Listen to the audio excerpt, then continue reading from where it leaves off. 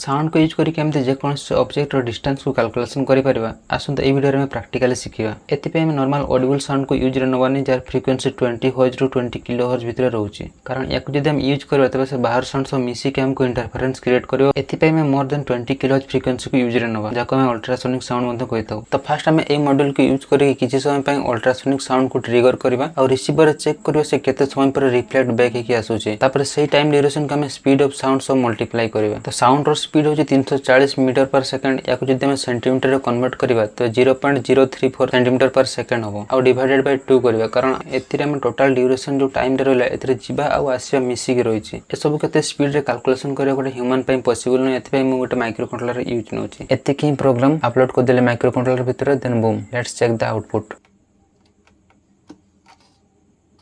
Video भल लागले like करंतु। एमती अधिक वीडियो देखिबा पय चैनल को सब्सक्राइब करंतु। धन्यवाद।